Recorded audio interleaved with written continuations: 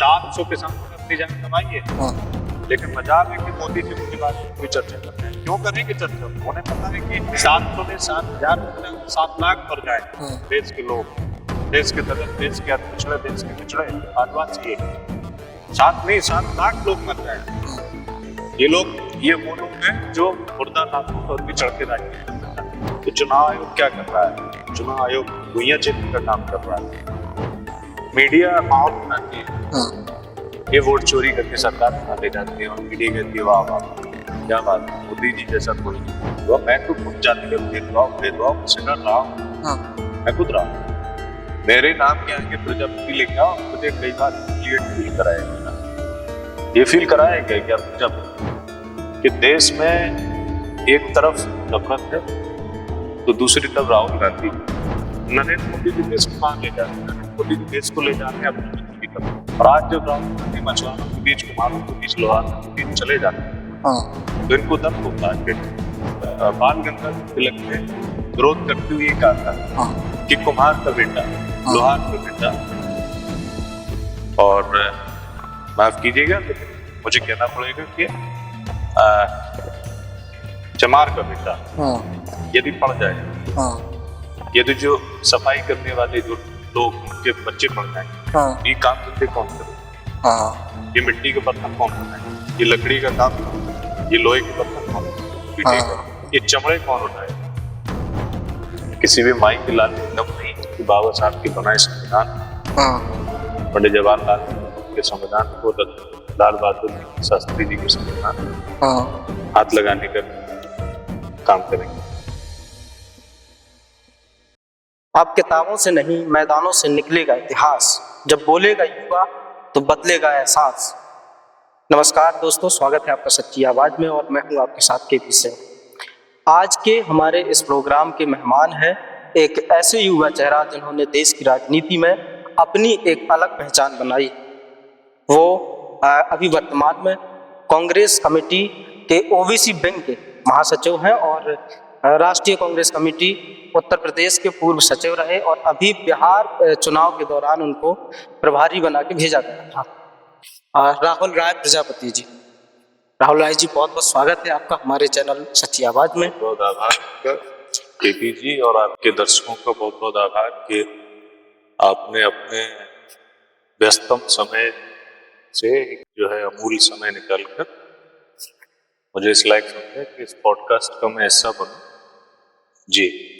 राहुल जी, जैसे आज आप राजनीति में हैं और आपने एक अलग अपनी पहचान बनाई है, पर आज से पहले, राजनीति में आने से पहले का आपका संघर्ष कैसा रहा, थोड़ा उसके बारे में हमारे दर्शकों को बताइए।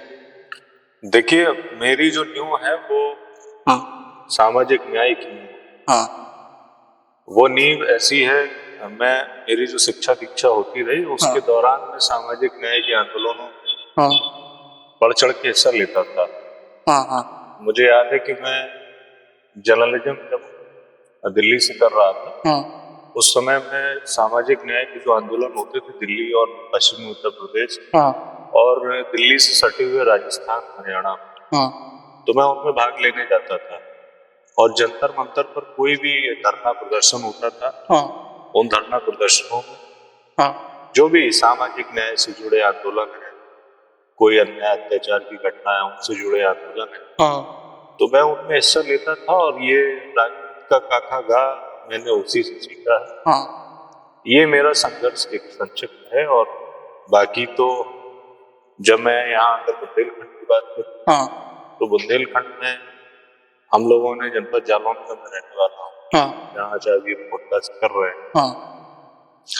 जनपद जालौन में खास तौर से हम लोगों ने सामाजिक न्याय का बिल्कुल 2019 में या कह लीजिए 2016 में, जब मैं दलित शोषित वेलफेयर सोसाइटी के संपर्क पे आया और मैं उन्हीं इस सोसाइटी के संपर्क में अपनी शिक्षा दीक्षा के दौरान आ गया था, विद्यार्थी जीवन के दौरान तभी आ गया था। और तब से मैंने लेके वहाँ जब मैं आंदोलनों में सक्रिय रहा, उसके बाद फिर जो सोसाइटी थी, जो संस्था थी, और उस संस्था का उद्देश्य था 17 पिछड़ी जातियां जो है उत्तर प्रदेश में, हम लोग उनकी लड़ाई लड़ते थे। हाँ, हाई कोर्ट, उस दौरान आपने एक संगठन भी बनाया था वो उच्च न्यायालय इलाहाबाद, जो हम लोग रिट दाखिल करके और 17 जातियों को आरक्षण का जो न्याय का एक मुद्दा था, उसकी लड़ाई उन्होंने बड़े लंबे समय तक लड़ी। और 2019 में फिर मैंने इसको तब्दील करके एक 17 जातियों से रिलेटेड एक संगठन भी बनाया, जिसका नाम हमने 17 आर्मी रखा। उस 17 आर्मी में 17 अति पिछड़ी जातियों के लोग और उनसे जुड़े हुए युवा नेता, खास तौर से हम लोगों ने एक बड़ी टीम तैयार की। और पहले शुरुआती दौर में जनपद जालौन, फिर धीरे धीरे बुंदेलखंड का जो उत्तर प्रदेश का हिस्सा है, उस पूरे हिस्से में हम लोगों ने एक अच्छी मुहिम चलाई। और उस मुहिम के बाद फिर हम लोगों ने जो पहला कार्यक्रम किया था वो जनपद जालौन के हेडक्वार्टर उरई पे किया था। हम लोगों ने, जब आपको याद होगा कि 2019 का जब लोकसभा का चुनाव होगा था, आम चुनाव जब, उस लोकसभा चुनाव के पहले उत्तर प्रदेश की तत्कालीन जो योगी सरकार थी, जो 2017 में पहली सरकार बनी, तो योगी जी ने एक जो है चुनावी जुमला देने का काम किया था। और जुमला ये था कि 17 जातियों को उन्होंने कहा था, एक नोटिफिकेशन जारी किया, जैसा पूर्व में होता रहा इन जातियों के साथ छल होता रहा, वही छलने का काम और लॉलीपॉप, राजनीतिक लॉलीपॉप इसको कह सकते हैं, वो राजनीतिक लॉलीपॉप देने का काम 2019 में जब किया गया कि 17 पिछड़ी जातियों को हम उत्तर प्रदेश के अंदर आरक्षण में शामिल कर, आरक्षण देने जा रहे हैं, अनुसूचित जाति में शामिल, अनुसूचित जाति में। लेकिन ये नोटिफिकेशन अधूरा था। फिर हम लोगों ने जब मांग उठाई कि अगर आपकी मंशा है कि आप इन जातियों को आरक्षण में ला रहे हैं, अनुसूचित जाति में शामिल कर रहे हैं, तो आप एक आदेश जारी करिएगा पूरे 75 जिलों के जिलाधिकारियों को, और जो कमिश्नर्स थे उनको आप एक आदेश जारी करिएगा। और उस आदेश में आप ये मेंशन करिएगा कि इन जातियों से जुड़े लोगों को हम आरक्षण का प्रावधान में, और कह लीजिए कि आरक्षण में हम शामिल कर रहे हैं, ठीक है ना। तो आप ये आदेश करिएगा कि इन जातियों से जुड़े हुए प्रमाण पत्र, जातिगत प्रमाण पत्र है, वो अनुसूचित जाति के आप निर्गत कराने का काम करिएगा। और इस संबंध में फिर मैंने यहाँ ज्ञापन दिया, और उत्तर प्रदेश के 75 जिलों में हम लोगों ने ज्ञापन दी, आंदोलन किया, उसका आंदोलन किया। और वो तो सब सोशल मीडिया और मीडिया में उस समय रहा। तो मेरी जो नींव है वो सामाजिक न्याय से की नींव है, यही आपसे कह रहा था।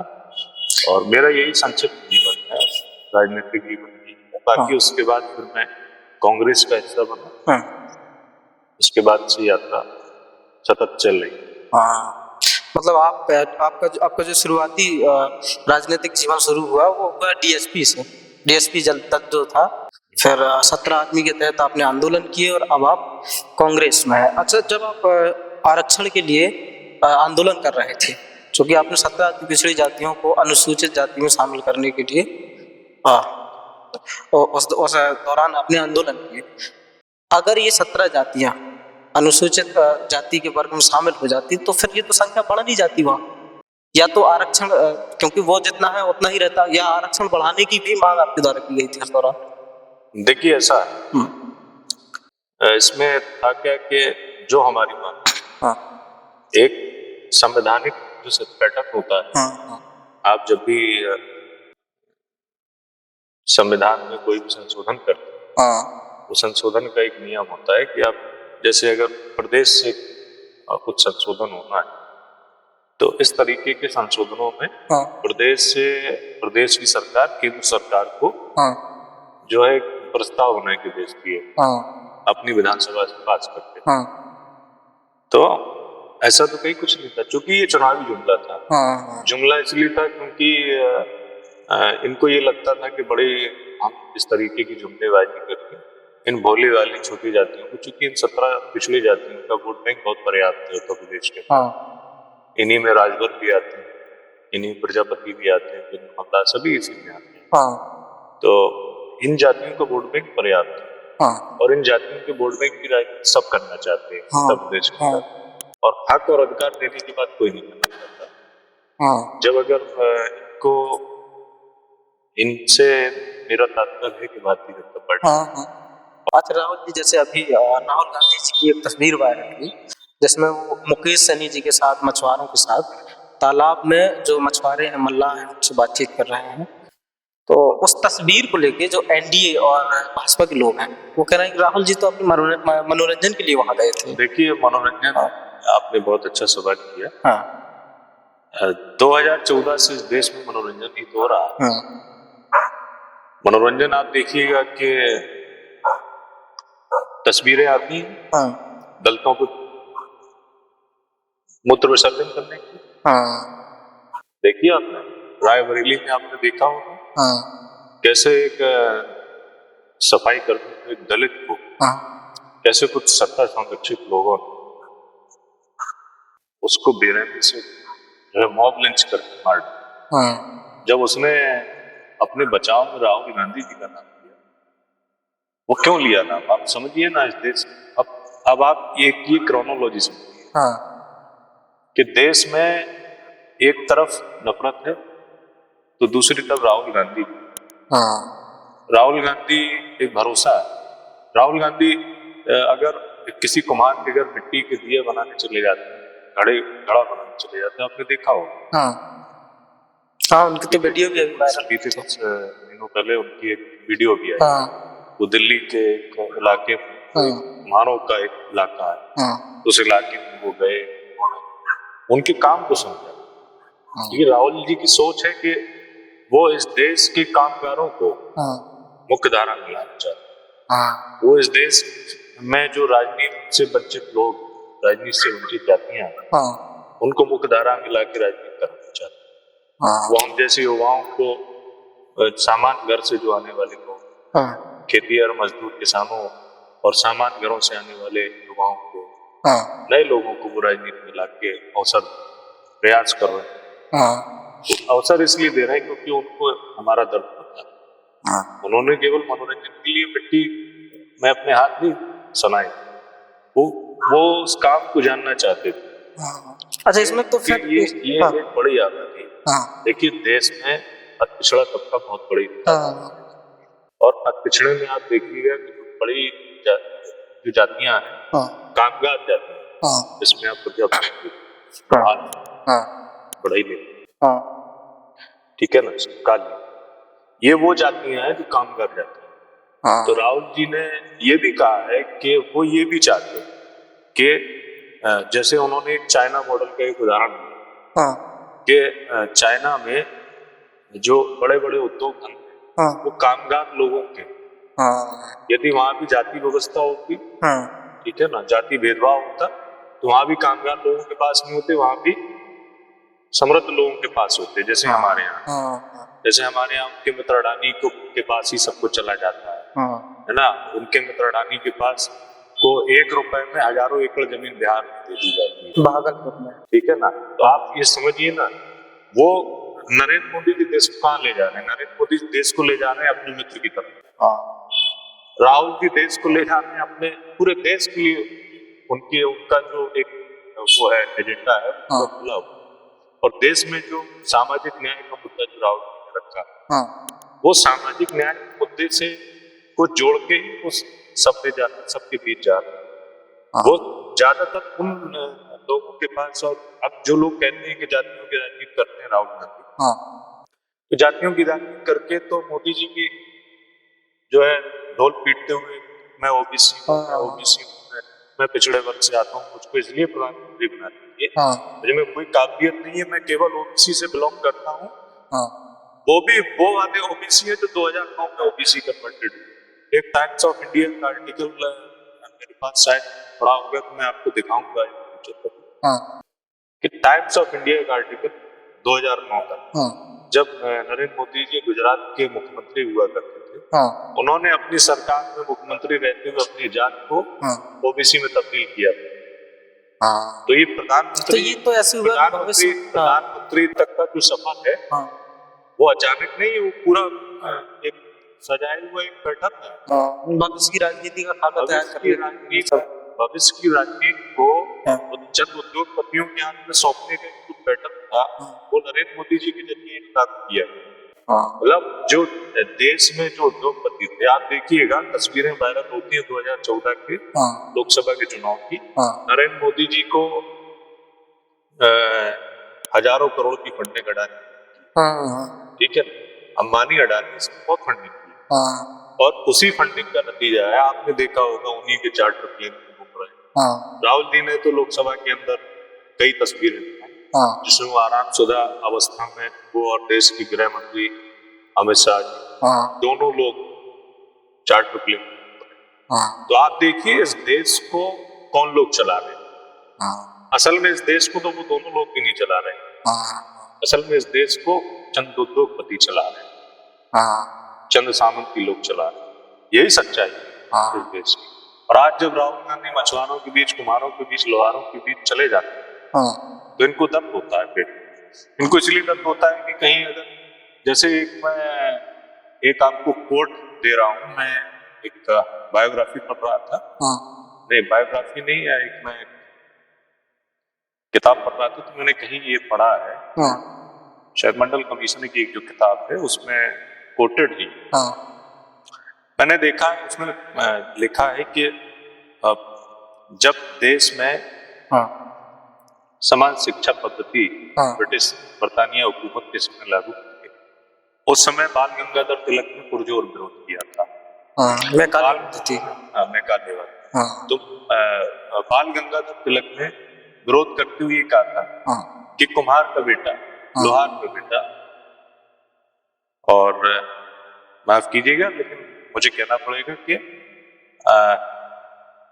चमार का बेटा यदि पढ़ जाए, यदि जो सफाई करने वाले जो लोग उनके बच्चे पढ़ जाए, तो ये काम धंधे कौन करे? ये मिट्टी के बर्तन कौन बनाए? ये लकड़ी का काम कौन करे? ये लोहे के बर्तन कौन पीटेगा? ये चमड़े कौन उठाए? ये सोच इन सामंती और संघियों की रही है सोच। तो आप सोचिए ना, इनके पेट में दर्द स्वाभाविक है। जब राहुल गांधी की सामाजिक न्याय से जुड़े लोगों के पास जाएंगे, उनका दर्द समझेंगे। आज गांधी जी और राहुल जी इस बात को स्वीकार भी करते हैं कि जो मैं आज कह रहा हूं वो उन्हें सत्ता के समय कर देना चाहिए। ये राहुल जी ने स्वीकार किया, इसमें कोई हद नहीं। लेकिन आज अगर राहुल, क्योंकि 14 से पहले तो कांग्रेस की सरकार थी, मौका भी था। नहीं, ये राहुल जी ने स्वीकार किया। नहीं, ऐसा नहीं है कि कांग्रेस ने किया नहीं। आप 1992 में आप चले जाइए तो जो मंडल कमीशन की जो रिपोर्ट, ठीक है ना, और नरसिम्हा राव जी की जो सरकार थी, जो नौकरियों में और आपका प्राइवेट संस्थानों में जो आरक्षण का प्रावधान है, कांग्रेस की सरकार में हुआ है दोनों का।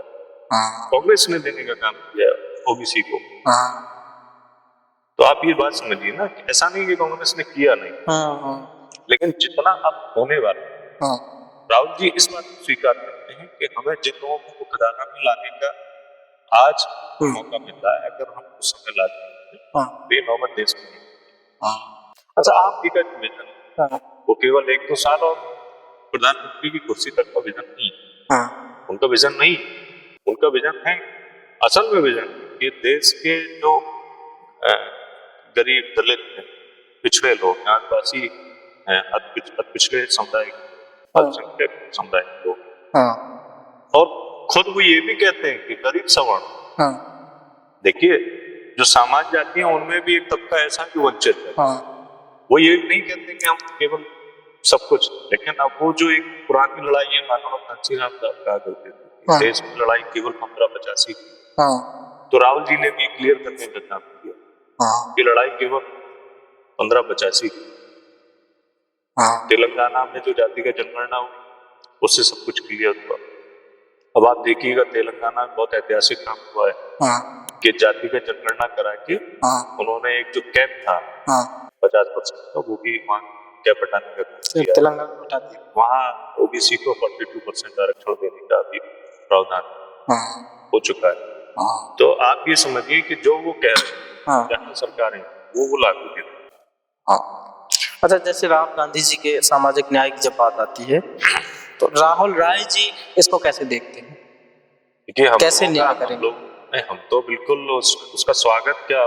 नहीं, न्याय कैसे करेंगे आप? सामाजिक न्याय जो है। मैं सामाजिक न्याय, हम लोग तो सामाजिक न्याय से जुड़े लोग हैं ही। हम लोग तो उन जातियों से निकले लोग हैं जिन जातियों में आज राहुल जी बैठ रहे हैं, तो आज एनडीए के लोग और भाजपा के लोग मजाक उड़ा रहे हैं, संघ के लोग मजाक उड़ाते हैं। तो हम लोग तो उन्हीं जातियों से निकले लोग हैं, हम जानते हैं अपने लोगों का दर्द। हम अभी भी आज भी गाँव जाते हैं, देखते हैं बीघा 2 बीघा आधा बीघा जमीन है हमारे लोगों के पास। चंद लोग जो अपना बाहर निकल गए, पलायन करके यहाँ से अपना उद्योग करके वहां काम धंधे करके थोड़ा बहुत समृद्ध हो रहे हैं गाँव में, लेकिन स्थिति बहुत गंभीर है। राजनीतिक रूप से तो हम पूरे वंचित, राजनीतिक रूप से हम लोगों को क्या लाभ दिया है बताइए। उत्तर प्रदेश की बात कर लीजिए आप, तो उत्तर प्रदेश में जो भी सत्ताएं रही यहाँ पे, उन्होंने जातियों को खास तौर से अगर देखा जाए तो, अगर मैं जिस जात से बिलोंग करता हूँ, इस जात की भी बात कर लें, और अगर हम लोग पिछड़ी जातियों की खास तौर से अगर हम बात करें, तो इनको वोट बैंक के अलावा कुछ समझा ही नहीं। इनको वोट बैंक के अलावा कुछ नहीं समझा गया। इनको एक टिकट दे दिया जाता है, हर पार्टी एक टिकट दे देती है। और मैं तो कांग्रेस की अगर आप बात करेंगे तो नहीं, ये भी सवाल उठता है ना जब सामाजिक न्याय की बात करते हैं, जैसे देश की राजनीति में सामाजिक न्याय की बात। जो बीता जो 2022 का विधानसभा का चुनाव निकला पिछला, उस चुनाव में भी माननीय हमारी नेता प्रियंका जी उत्तर प्रदेश की प्रभारी थी, उनके नेतृत्व में जब यहाँ विधानसभा का चुनाव लड़ा गया, तो मैंने देखा कि बड़ी संख्या में पिछड़े समाज के लोगों को टिकट दिया, खुद मेरे ही समाज के 3 लोगों को टिकट दिया। तो ये मैं तो देखिए कांग्रेस में भी इसलिए आया था कि उस समय चूंकि हमारे प्रदेश के अध्यक्ष हुआ करते थे अजय लल्लू, मैं उनके संघर्ष को देखता था। वो एक पिछड़े समाज के बेटे हैं, और वो एक बहुत सामान करके और छात्र राजनीति से निकले हुए वो सिपाही थे। कांग्रेस में मुख्यधारा में वो लाने का काम प्रियंका जी किया। आज वो उड़ीसा के प्रभारी, विधायक भी रहे, उत्तर प्रदेश के अध्यक्ष भी रहे, और उनको उनके संघर्ष को देख के मैं बड़ा प्रभावित होता था उसमें, क्योंकि जो काम हम लोग करते थे गैर राजनीतिक संगठनों के जरिए, वो काम लल्लू जी एक राजनीतिक संगठन में पदस्थ होके बखूबी कर रहे थे, और बड़ा अच्छा लगता था उस समय ये देख के। फिर उसके बाद जब राहुल जी ने जाति के जनगणना का जो एक चिंगारी छोड़ी है पूरे देश में, इससे तो माहौल बदल गया। इससे माहौल क्या बदला, इससे हम लोगों को बहुत धार मिली, हम लोगों को ताकत मिली। हम लोगों को ताकत ऐसे मिली कि हम लोग, अच्छा ये एक राजनीतिक मुद्दा नहीं है। लोगों ने 2024 के लोकसभा चुनाव के समय ये कहा कि राहुल जी जातिगत जनगणना का मुद्दा केवल 2024 का है, लेकिन नहीं। जहाँ तक मैं राहुल जी को जानता हूँ, राहुल जी बहुत जिद्दी किस्म के इंसान, जो बात से वो सेटिस्फाई हो जाते हैं, जब तक वो लागू नहीं हो जाएगी, जब तक उस पैटर्न का काम हो नहीं जाएगा, और कतार के अंतिम व्यक्ति तक वो लाभ नहीं पहुंच जाएगा, वो योजना जो वो बना रहे हैं, वो योजना जो भागीदारी की बात कर रहे हैं, वो भागीदारी उन जातियों तक और उन जातियों से जुड़े नेताओं तक, और उन जातियों के नेताओं को बाहर निकालने की भी जिम्मेदारी राहुल की है।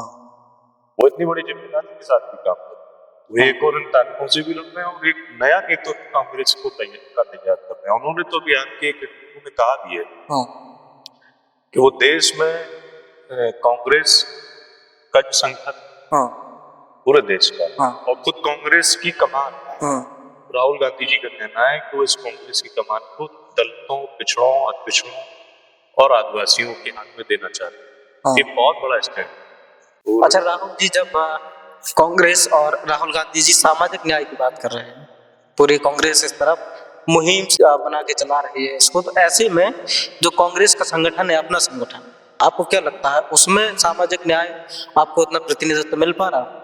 हाँ, बिल्कुल मिल पा रहा है, क्योंकि देखिए प्रतिनिधित्व की बात करें तो राहुल जी ने जो अहमदाबाद का जो महाधिवेशन था, उस महाधिवेशन के बाद ने ही डिक्लेयर कर दिया था कि 2025 का साल कांग्रेस का संगठन सर्जन का साल रहेगा।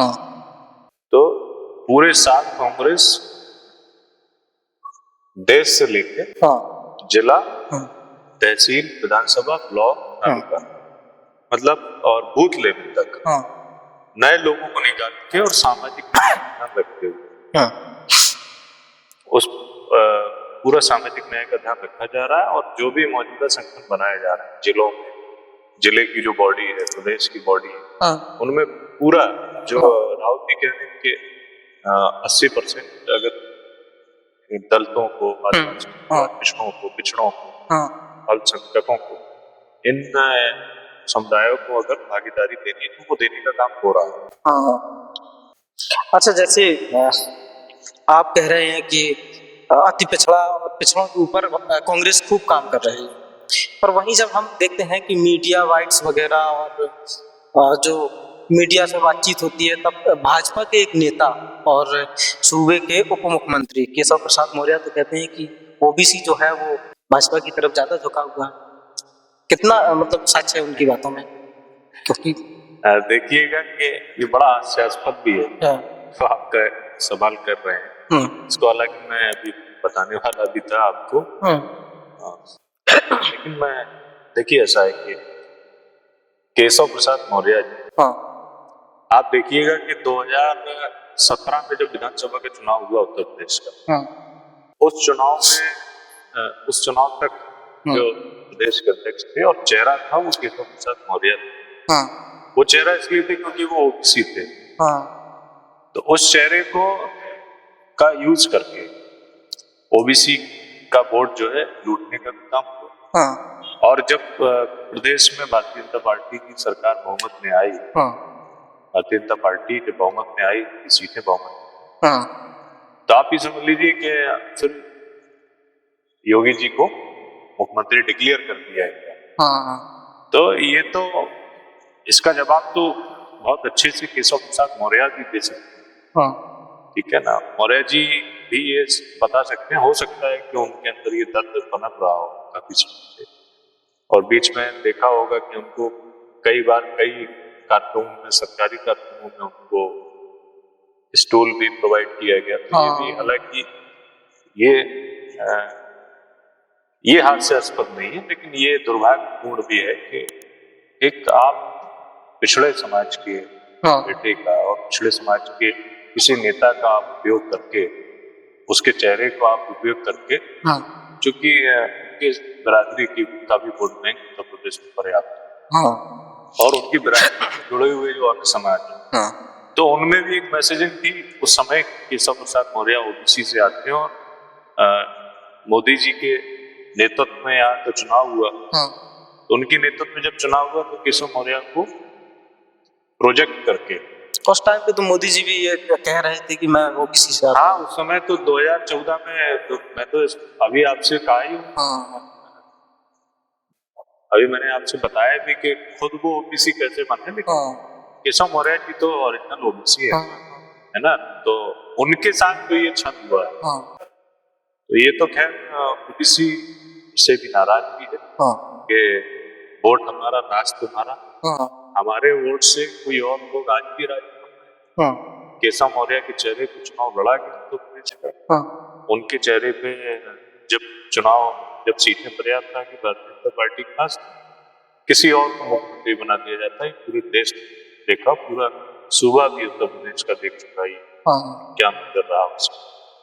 तो अभी भी आप देखते रहते होंगे कि बगावत की जो खबरें आती रहती है। जब दीपोत्सव में दोनों ही उप मुख्यमंत्री शामिल नहीं हुए थे। हाँ, वो आप देखिएगा, ये खबरें चलती रहती हैं। उनसे रिलेटेड जो भी योगी जी और मौर्य जी की तकरार, एक जो खेमा है वो मौर्य जी की तरफ, एक जो खेमा है वो योगी जी की तरफ। और खैर उत्तर प्रदेश में तो ठाकुरवाद चरम पे है ही, इसमें तो कोई दो राय नहीं।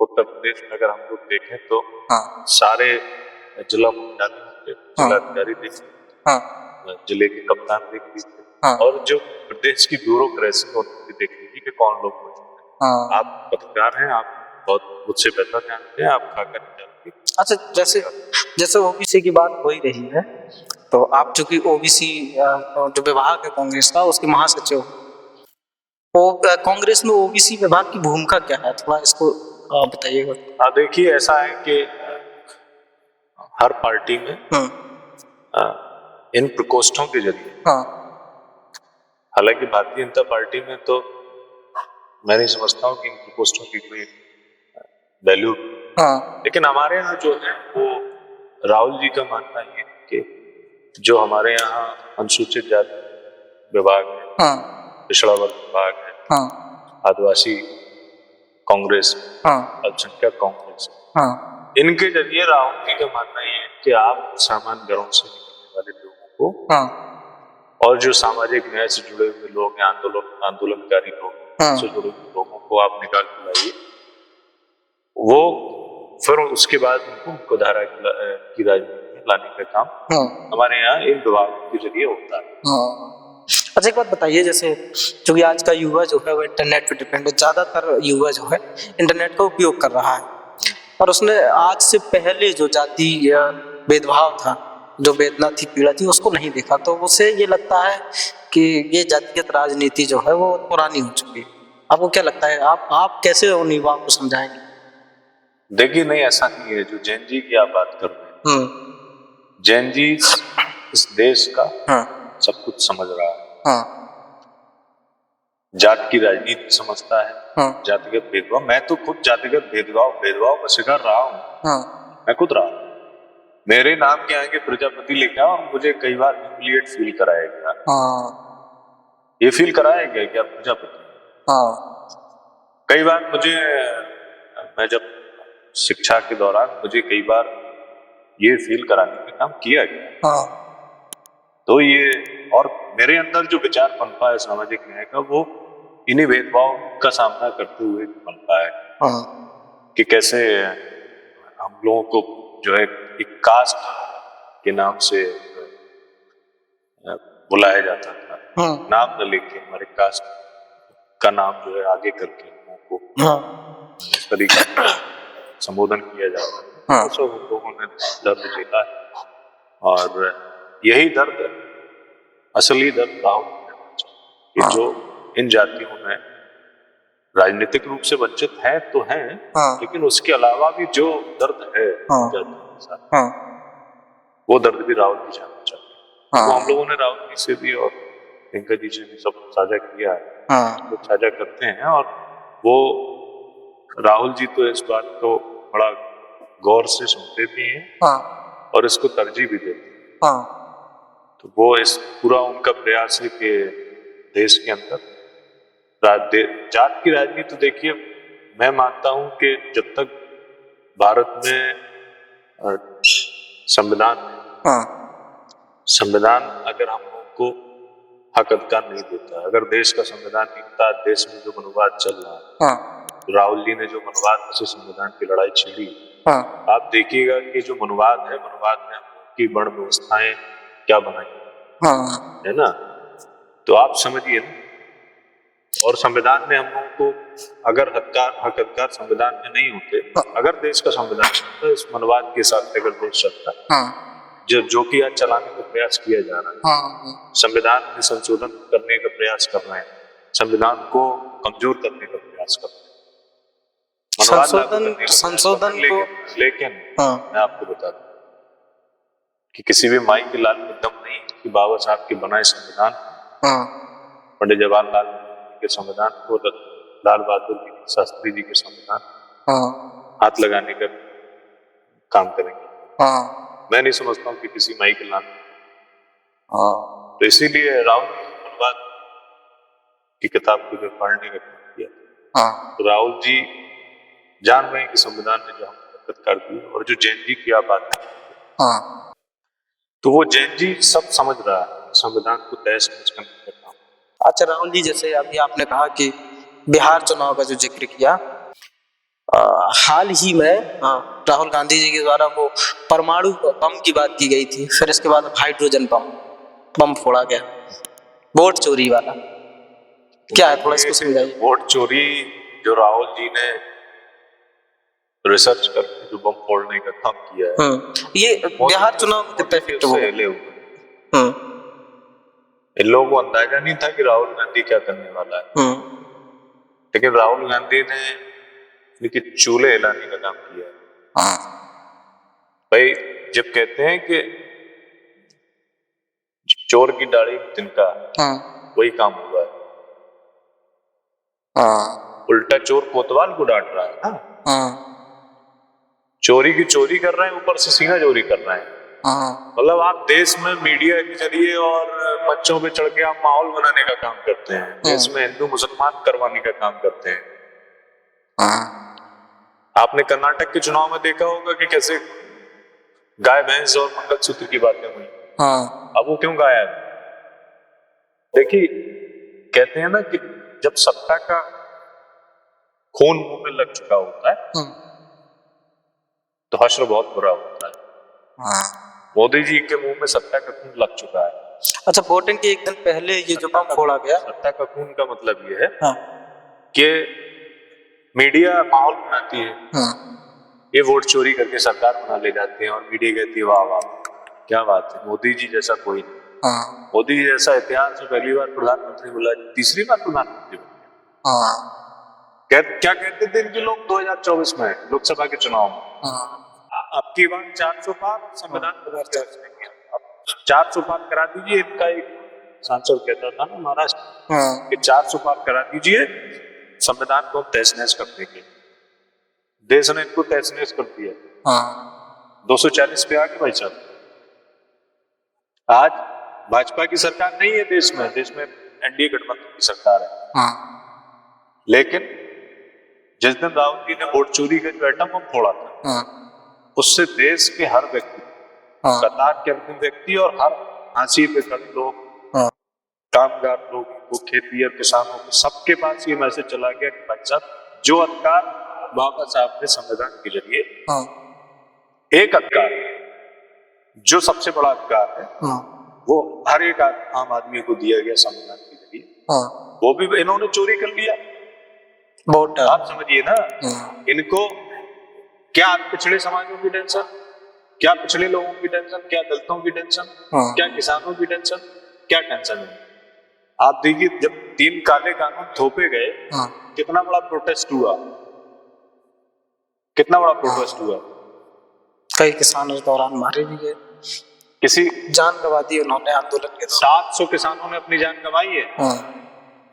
लेकिन मजाल है कि मोदी जी उनके बारे में कोई चर्चा कर रहे हैं। क्यों करेंगे चर्चा? वो उन्हें पता है कि 700 में 7,000 मर जाए, 7 लाख मर जाए देश के लोग, देश के दलित, देश के पिछड़े, देश के पिछड़े आदिवासी, 7 लाख लोग मर जाए। ये वो लोग हैं जो मुर्दा लाशों पर भी चढ़ के राजनीति करना चाहते हैं। और राजनीति तो करेंगे और इनको पता है कि ये जो हो रहा है देश में, जो माहौल है हमारे खिलाफ, इससे कुछ होने वाला नहीं, क्योंकि हम तो वोट चोरी करके प्रधानमंत्री बने बैठे। तो राहुल गांधी जी ने जो हाइड्रोजन बम फोड़ा है वो असल में हरियाणा का एक पूरा मामला है। पूरा उन्होंने राहुल जी की टीम में पूरा इन्वेस्टिगेट करके विद प्रूफ जो चुनाव आयोग ने डाटा दिया। आप देखिए ना, चुनाव आयोग पहले कैसे होते थे, उत्सव होता था चुनाव के समय। अब काहे का उत्सव बचा है? क्या उत्सव बचा है? हमारे यहाँ जो एक हमारी खुद की एक बहुत बड़ी आबादी है यहाँ उरई शहर, एक बड़े तबके का वोट पूरा मोहल्ला तो है। जब वोट डालने के लिए वो लोग निकले, बोले हमारा वोट नहीं, करीब 200-250 वोट थे। तो उनमें से एक शाम तक कोई व्यक्ति खोजते खोजते अपना वोट यहाँ से लगभग 1-2 किलोमीटर दूर आ गए, उस बूथ को उसका एक वोट, एक का कहीं और। ये सब क्या हो रहा है? आपने SIR लाए, आप घुसपैठियों की बात कर रहे हैं। कौन से घुसपैठी है? ये तो फिर आपका फेल्योर है। आज 300 किलो RDX मिल गया फरीदाबाद में।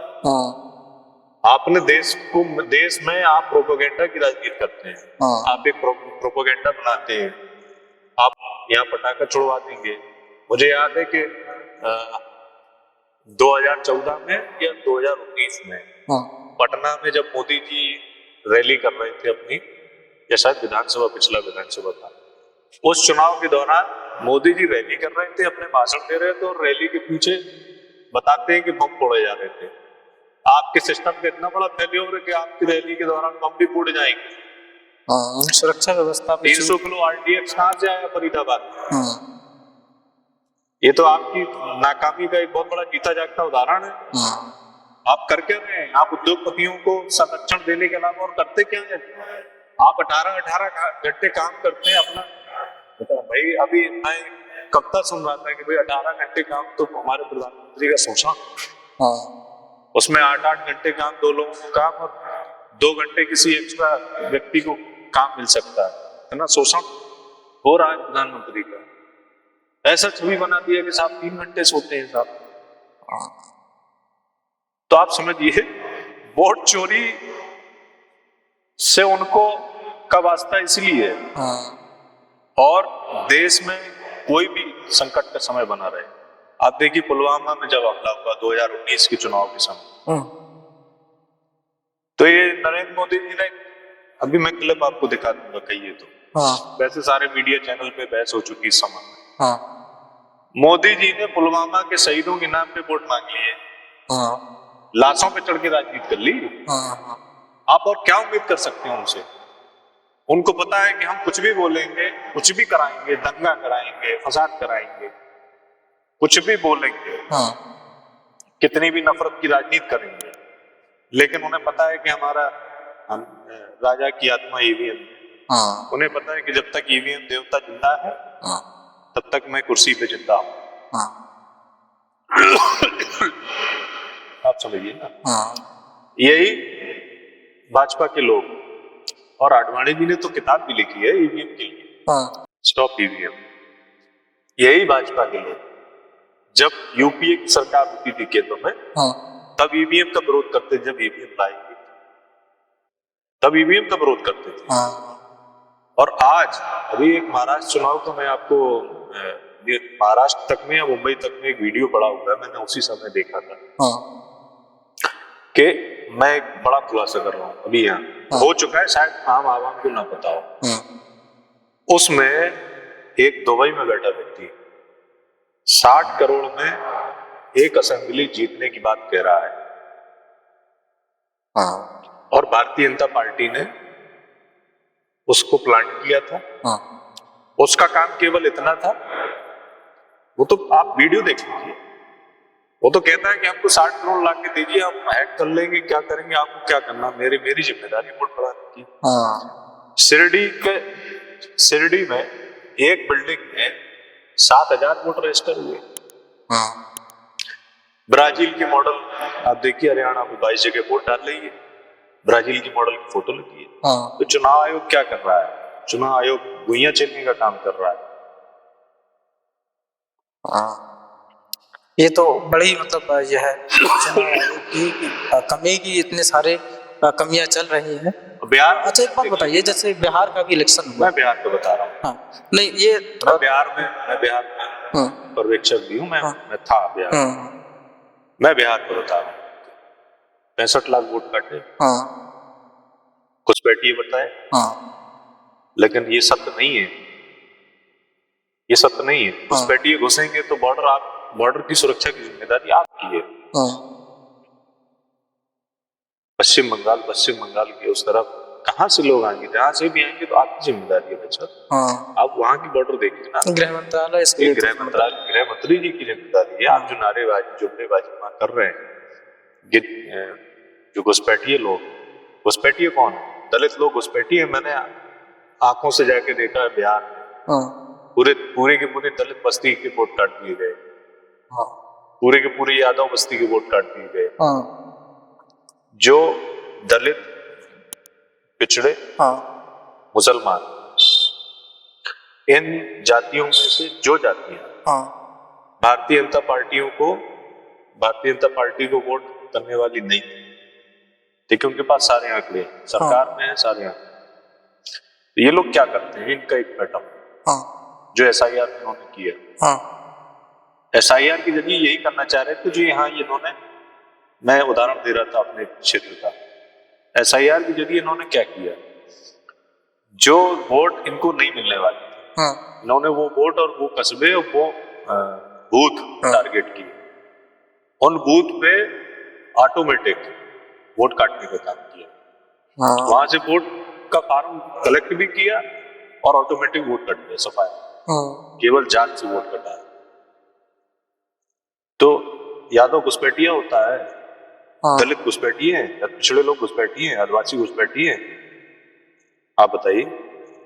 और सारे मुसलमान घुसपैठिए होते हैं क्या, या सारे घुसपैठिए मुसलमान होते हैं क्या? ये बताइए ना आप। ये एसआईआर के जरिए यही करने जा रहे हैं। और 12 राज्यों में भी थोपने का काम हुआ है। अभी तो यूपी में भी एसआईआर शुरू हो गया, हो गया, क्यों हो रहा है? इस एसआईआर में यही होगा, यही होने वाला है। जो वोट उनको, उनका वोट जो उन्हें मिलने वाला है वो वोट सुरक्षित रहेगा। जो बड़ी आबादी का वोट जो उनको नहीं मिलेगा, जिससे वो हारते हैं, वो वोट सुरक्षित नहीं रहेगा, उसको काट दिया जाएगा। और राहुल जी ने तो अभी इस हाइड्रोजन बम की खुलासा और किया था कि 80 रुपए देके दिल्ली से बैठ के कर्नाटक के वोट काटेंगे एक कॉल सेंटर की जरिए। एक कॉल सेंटर को 80 रुपए पर वोट का चार्ज किया गया। उसके पास कहां से एक्सेस आया चुनाव आयोग का? कॉल सेंटर के पास। ऐसे तमाम कॉल सेंटरों ने रैंडमली जिन बूथ पे भारतीय जनता पार्टी हारती थी, उन बूथ के समीकरणों को देख के, जातिगत समीकरणों को देख के वोट काटने का काम किया। उनको पता नहीं, जो वोटर है वहां पे, वो सोच रहे हैं कि हमारा वोट कटे क्या है, अब जोड़ेगा क्या कौन हमारा वोट। उन्होंने तो अपना जो, जब वोट बीएलओ आते हैं हमारे घरों में आते हैं, निरीक्षण करते हैं, वोट का निरीक्षण करते हैं, कौन लोग मरत हैं, कौन लोग यहाँ से पलायन करके चले गए, दूसरी जगह वोट बनवा दिया। ये बीएलओ का काम यही होता है। नए जो फॉर्म आते हैं, वोटर रजिस्टर्ड हो, ये काम बीएलओ का होता है। तो बीएलओ क्या कर रहे थे? बीएलओ को पता नहीं कहां से वोट कट गए। ये लोग कह रहा मैंने कोई कार्रवाई नहीं की। सैकड़ों वोट कटे, हजारों वोट कटे, तो क्या बात कर रहे हैं वोट चोरी की? अच्छा एक बात बताइए, जैसे अभी बिहार चुनाव हुआ है, बिहार चुनाव के ठीक एक दिन पहले हाइड्रोजन बम राहुल गांधी जी के द्वारा लाया, कितना प्रभावी होगा ये इलेक्शन को लेकर बिहार के? देखिए, इलेक्शन को प्रभावित करने के लिए नहीं, हाइड्रोजन बॉम्ब और जो वोट चोरी का जो खुलासा राहुल जी ने किया, वो ना किसी इलेक्शन को प्रभावित करने के लिए किया है, केवल जनता को जागरूक करने के लिए कि आप अपने वोट का जो एक अधिकार आपको मिला, एकमात्र, जो सबसे अहम अधिकार है, वो अधिकार आप अपने सुरक्षित रख दीजिए। आप देखिए कैसे चोरी हो रही, तो आपने मंजर देखा होगा कि लोगों ने कैसे मुखरता से विरोध किया वोट चोरी का, बूथ पे लड़े। आपने देखा होगा, तस्वीरें आई कि डिप्टी सीएम को दौड़ाया गया, भगाया गया, विरोध हुआ। मैंने तो यूपी में और आसपास के क्षेत्रों में भी देखा है कि सत्ताधारी पार्टियों के लोगों को और नेताओं को दौड़ाया गया और उनको बड़े अंतर से चुनाव जीत के आ रहे। कहाँ जीत के आ रहे? अच्छा एक बात बताइए, जैसे यूपी में तो अब ये कहा जा रहा है कि गुंडा राज खत्म कर दिया, यूपी की जो सुरक्षा व्यवस्था है उसको लेके आप क्या कहेंगे? यूपी, क्योंकि आप भी यूपी से आते हैं, और अभी जो वर्तमान में सुरक्षा व्यवस्था है यूपी, उसको लेके आपकी क्या राय है? नहीं, देखिए, गुंडा राज खत्म हो गया होता है तो रायबरेली में गुंडा राज हुआ है, एक दलित की हत्या हुई है, ये गुंडा राज कौन सा गुंडा राज? ये सत्ता संरक्षित गुंडा राज। लखनऊ में जो घटना हुई वो सत्ता संरक्षित गुंडा राज। देखिए, गुंडा राज को आप अगर देखेंगे, अब सत्ता संरक्षित लोगों का गुंडा राज बढ़ गया है, सत्ता संरक्षित लोग, और उनका कोई बात माका नहीं कर सकता। राहुल जी, अगर राहुल राय प्रजापति राजनीति में ना होते तो फिर किस फील्ड में करियर बनाते अपना? पत्रकार होते। अच्छा, ऐसा क्यों? और क्योंकि शुरुआत से सिस्टम में कोई कमी दिखी, तो उसको उठाने का काम किया, और जब उसके बाद, हालांकि मैं इससे पहले पत्रकारिता ही कर रहा था, और फिर कुछ समय न्यूज़ 24 के साथ भी काम किया है, उसके बाद फिर मैं सामाजिक न्याय की राजनीति से जुड़ा और फिर मुख्यधारा की राजनीति। हाँ। तो यदि मैं राजनीति में ना होता तो पत्रकार होता। अच्छा, ऐसा कोई वाकया आपको याद है जिसकी वजह से आपने पत्रकारिता छोड़ के राजनीति का चुनाव किया?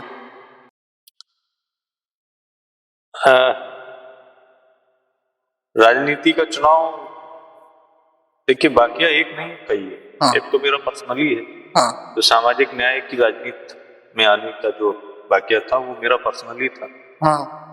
और हम लोग सामाजिक भेदभाव का दंश झेले हुए। हाँ। उस दंश के साथ हम लोग आगे बढ़े और देखते थे कि अभी भी आज भी हाँ। गांव में अत्याचार होते हैं तो टारगेटेड अत्याचार होते हैं। जातियों को टारगेट करके अत्याचार करते हैं लोग। हाँ। कि तुम नीचे और हम ऊंची जाति के लोग हैं, तुम नीचे जाति के लोग।